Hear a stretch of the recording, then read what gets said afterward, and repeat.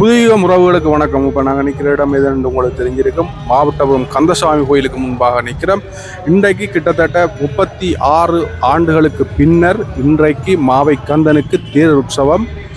பல்லாயிரக்கணக்கான மக்கள் புடைசூழ இங்கே கலந்து கொண்டிருக்கிறோம். மிகவும் பக்திபூர்வமாக தங்களுடைய முருகப்பெருமானுடைய தமிழ் கடவுளா முருகப்பெருமானுடைய தேர் திருவிழாவை காண்பதற்காக பல்லாயிரக்கணக்கான மக்கள் இங்கே ஒன்று கூடியிருக்கின்ற இந்த நேரத்தில் தான் இந்த கோயிலை பற்றி ஒன்று சொல்லணும். இது இன்றைக்கு பல 1000 ஆண்டுகள் பழமை வாய்ந்த ஒரு ஆலயம். இந்த மாவட்டபுரம் கந்தசுவாமி கோயில் உங்களை எல்லோருக்குமே தெரிந்திருக்கக்கூடிய மாருதப்புரவிகவல்லுவினுடைய சாபம் நீங்க பெற்ற ஆலயம்.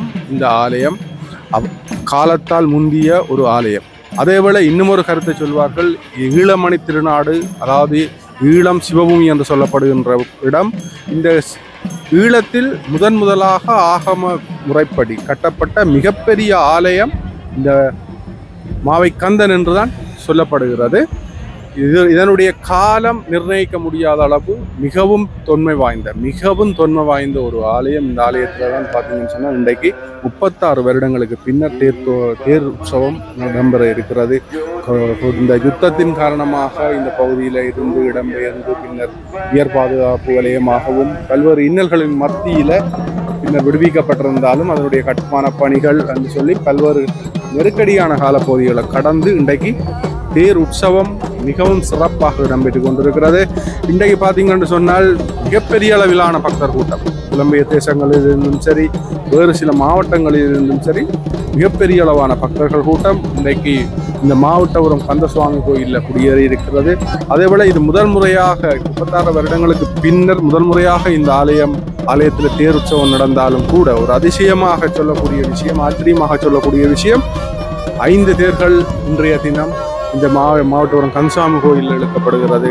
பிரதான தேராக மாவை கந்தனுடைய தேரும், அதுக்கு முன்னதாக பிள்ளையார், அம்மன், முருகன் என்று சொல்லி எல்லோருடைய 5 தேர்கள் இன்றைக்கு இழுக்கப்பட இருக்கிறது. ஆக இன்றைய தினம் பார்த்தீங்கன்னு சொன்னால் மிகப்பெரிய அளவிலான பக்தர்கள் கூட்டம் இன்றைக்கு கூடியிருக்கிறோம். அவர்களுக்கு மிகப்பெரிய ஒரு வரப்பிரசாதமான விஷயம் இது என்னென்னு சொன்னால் 36 வருடங்களுக்கு பின்னர் இதை காணக்கூடியதாக இருக்கிறார் என்று. அதே நேரம் அங்கே ஒரு சிலர் பார்த்த உண்மையிலேயே மனம் கலங்கிய ஒரு விஷயம், அங்கே கோயிலுக்கு வந்திருந்த ஒரு சிலர் தங்களுடைய மொபைலில் வீடியோ கால் எடுத்து வீட்டில் இருக்கிற வயதானவர்களுக்கு காட்டிக் கொண்டிருந்தார்கள்.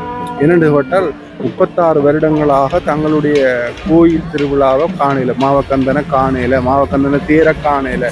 ஆனால் அவையால் நடந்து வர முடியாத ஒரு சூழலில் பேர பிள்ளைகள் இங்கிருந்து தொலைபேசி வாயிலாக வீடியோ காலில் அதை காட்டிக் கொண்டிருந்ததையும் காணக்கூடியதாக இருந்தது. அதில் விளங்கி கொண்டது இந்த இந்து மதத்தின் மீது அந்த பகுதி மக்கள் கொண்டிருக்கின்ற பற்று எத்தகையது என்பதை நாங்கள் காணக்கூடியதாக இருந்தது.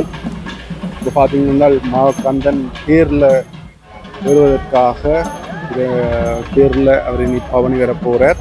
அதற்குரிய பூசைகள் நடந்து கொண்டிருக்குது. அதே போல் இந்த சிதறு தேங்காய்கள் எல்லாமே தயார் நிலையில் இருக்குது. சிதறு தேங்காய் அடித்துத்தான் என்ன செய்யணும், இந்த தேரை இழுக்கிறது. எங்களுடைய வளமை தடைகள் எல்லாம் நீங்கி ஒவ்வொருவரும் அந்த நேர்த்தியோட கொண்டு இந்த தேங்காய்கள் இதில் குவித்து வச்சிருக்கணும். அந்த தேங்காய்கள் எல்லாம் அந்த எல்லோருடைய தடைகளை நீங்கணும்னு சொல்லி ஆலய குருக்கள் இதை தொடங்கி வைப்பார். சிதறு தேங்காய் அடித்து தொடக்கி வைப்பார். அந்த வகையில் இன்னும் கொஞ்ச நேரத்தில் சிதறு தேங்காய் அடிக்கிறது தொடங்கி அதன் பின்னராக பார்த்தீங்கன்னு சொன்னால் இந்த மாவக்கந்தனுடைய தேர் உண்மையிலேயே மிகவும் மகிழ்ச்சியாக இருக்கிறது. 36 வருடங்களுக்கு பிறகு இந்த மக்கள் இந்த தேர் திருவிழாவை காண இருக்கிறார்கள். இது எவ்வளவு பெரிய ஆச்சரியமான ஒரு விடயம், உண்மையிலேயே மிகவும் சந்தோஷமான ஒரு விஷயம் என்று சொன்னார்.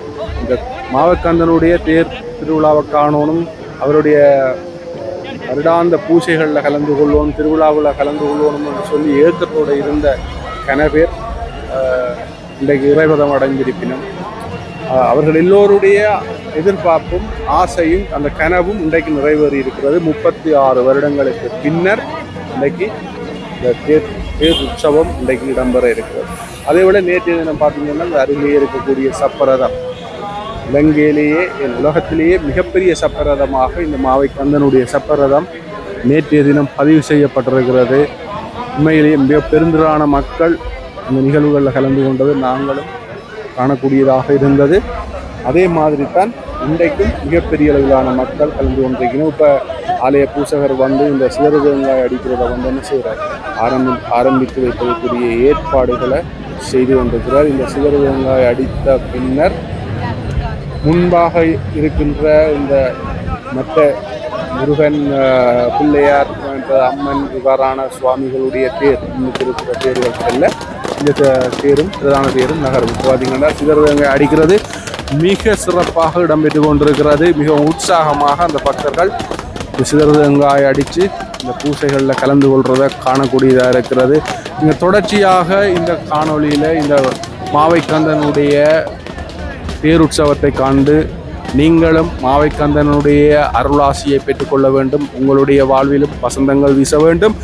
அதே போல உங்களுக்கு இருக்கின்ற தடைகள் அனைத்தும் நீங்கி உங்களுடைய வாழ்வில் சுபிட்சமாக மலர மாவைக்கந்தன் அருள வேண்டும் என்று கேட்டுக்கொண்டு தொடர்ச்சியாக மிக குறுகிய காணொளி தான். இந்த காணொலியை நீங்கள் தொடர்ச்சியாக பார்க்கலாம். ஒரு 10 நிமிடத்துக்கு உட்பட்டதான் இந்த திருவிழா காட்சி, நீங்கள் பார்த்துக்கொள்ளலாம். அதே போல் உங்களுடைய உறவினர்களுக்கும் நீங்கள் இதை பகிர்ந்து கொள்ளலாம். இந்த காணொலி உங்களுக்கு பிடிச்சிருந்தால் லைக் பண்ணுங்கள், கமெண்ட் பண்ணுங்கள், ஷேர் பண்ணுங்கள். அதே போல் மறக்காமல் இதுவரைக்கும் எங்களுடைய சேனலை நீங்கள் இதுவரைக்கும் சப்ஸ்கிரைப் செய்யலைன்னு சொன்னால் எங்களுடைய சேனலை சப்ஸ்கிரைப் செய்து ஆதரவு தரணும் என்று கேட்டுக்கொண்டு விடைபெறுகிறேன். தொடர்ந்தும் எங்களுடைய காணொலியோடு இணைந்திருங்கள்.